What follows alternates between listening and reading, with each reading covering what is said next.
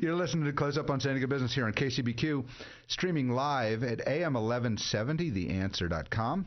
Give us a tweet at CloseUpSD. Email me at barry@closeupsandiego.com. Or find our page on Facebook. We want to hear from you. I'm your host, Barry Waxler, here with the always lovely and talented Andrea Kay. Thank you. You get better saying that every week. I know. And always incredible Urban Miaris.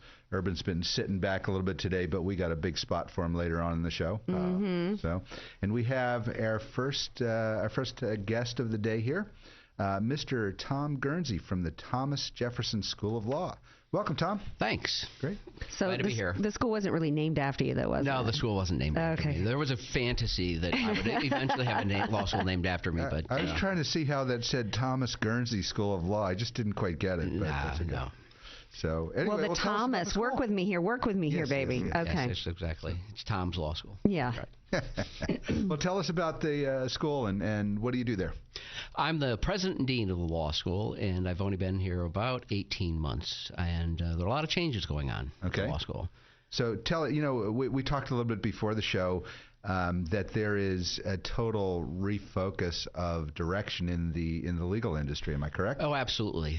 So tell us about that.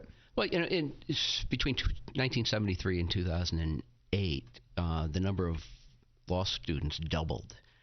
The issue was, the thing was that there was the same number of white males in law school in 2008 as there were in 1973. So the entire growth was with regard to women and people of color. And then 2008 happened, and applications declined dramatically because of the recession and restructuring the legal profession. It's taking legal education. It requires us to rethink how we're delivering our educational services, what our mission is.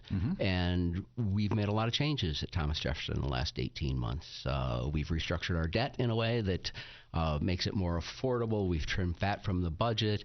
We've restructured our educational program in terms of providing better support for bar passage. We've also taken on a renewed interest and responsibility for tying into the community through our clinical programs and our self-help clinics. Well, let's talk about community a little bit first. You have a new location, don't you? Yeah, down at near Petco Park, 11th and Island. Great. Beautiful new building. Beautiful new building. Yes, we've heard a lot about it. So you're going to have to allow me to come by and get a tour. I'd love to show you around. Not without me, Barry. Yeah, Not without me. You're welcome to. What a fantastic part of San Diego. Now, had you been here before you relocated here? Only to visit on business, actually. Not a bad place to have to relocate to, right, Tom? I let my friends in Albany, New York, where I came from, know all the time what the You mean they're answering your phone calls? Yeah. They hang up on me when I say You don't have it wrong. I think I spent a week in Albany one day. So I know the place well. Yeah. Although Albany's got a great reputation. We were talking before the show. There's some super high-profile people that have come out of that institution. So you obviously did a great job there, and now you're bringing that expertise here. Well, I've been a dean for 17 years. Albany prior to this, Southern Illinois University Law School prior to this. So I think I know something about how to run a law school, and the nice thing about an independent law school like Thomas Jefferson is you can make changes much more quickly than if you're part of a university where you have to go through the university itself and a board of trustees, and if you're a state school, through the state system. Yeah. It's amazing. I find more business owners and CEOs have law degrees than have MBAs. I think a lot of positions of prominence, have a law degree. Oh, absolutely. It's one of the things you see in law schools now is career services offices spending a whole lot more time focusing on non-practice jobs. I'll tell you, when I took over at Albany Law School, one of the first alums I met was a guy named Dick Parsons. And people locally may not have heard the name, but Dick Parsons was a very brief time the interim general manager of the Clippers. But he was a graduate of Albany Law School, and he was the CEO and chairman of the board of Time Warner. Wow. He spent his career in business. Right. And that's not an uncommon thing to see real estate developers who are lawyers. So as you go forward with Thomas Jefferson and changing the direction of the school, and is that a key factor in terms of who you're seeking to attract, the future business person, the older person maybe versus the new college grads? I think one of the things that we're going to be doing, we're always going to have a core of training people to be practicing lawyers. Right. But part of what has happened over the course of years is, we are a law school, but what happens is we've developed into lawyer schools.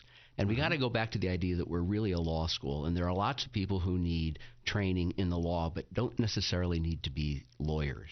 And so one of the things we're working on is developing new programs that might be certificate programs where somebody who works in the intellectual property field doesn't need to have a law degree but does need to know something about copyright, patents, trademarks, and then can go back and learn about that part of what they need to have.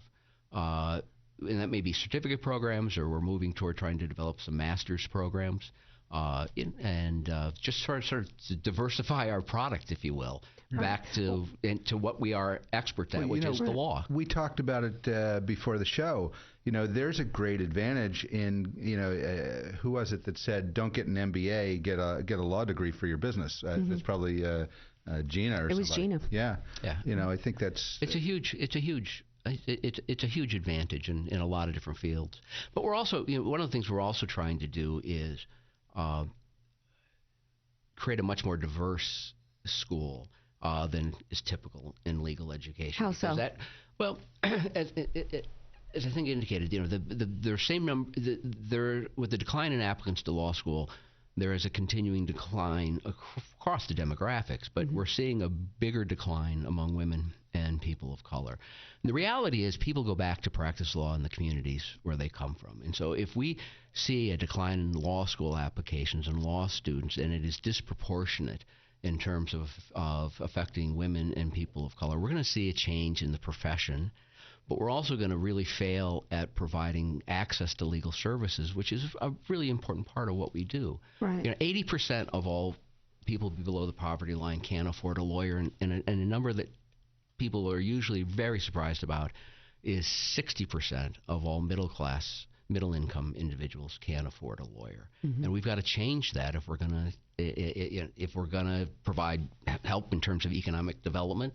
So at the top of the interview, you were talking about restructuring things to make the school more affordable. Is that one way in which you will be able to get back up the enrollment of the women and the minorities so that because I would think affordability would be an issue there. Affordability is a huge issue. And one of the things that, and it's very hard. I mean, we've cut our budget, not the academic program. We've actually shifted resources into our academic program, but we've cut the budget as much as we can in terms of providing ancillary services, that fewer programs, fewer sponsorships, those kinds of things, cut staff down to the minimum in an attempt to keep costs really low. There needs to really be a restructuring, though, of beyond just an individual law school in terms of bringing costs down dramatically. U.S. News and World Report, I was talking before, the U.S. News and World Report really has driven legal education since 1992, and it is in large measure two things: academic reputation among other faculty at other law schools and how much money you spend. So that, the joke is always that Stanford will never be number one in U.S. News and World Report because Harvard has more money. And it doesn't matter what they spend it on. It doesn't matter how good the school is. And so we've got to break ourselves from that. And quite honestly, we have and at Thomas Jefferson, we have broken with that. We do not pay attention to the rankings. We're focused on our program, and that in and of itself helps us save money. Yeah. Well, we're starting to run short on time. Interviews go so fast these days. Tell our listeners how they get more information, how they find you, phone numbers, emails. The easiest way to get information about us is go to the web at www.tjsl.edu. Okay. Or give me a call if you got questions, and my telephone number is 619-961-4272. The president and dean has given out his phone number? Absolutely. That is extraordinary. Absolutely. I like talking to people, and so a phone call is always welcome.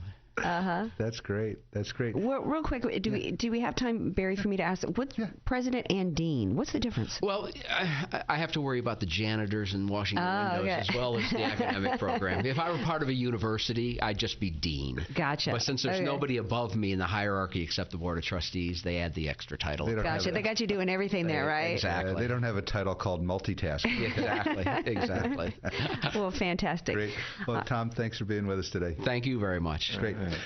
You're listening to Close Up on San Diego Business here on KCBQ, streaming live at AM1170, theanswer.com. Send us a tweet at CloseUpSD or just find our page on Facebook. You can always email me at barry@closeupsandiego.com. Let me know what you think. I'm your host, Barry Waxler. We'll be right back after a word from our sponsors.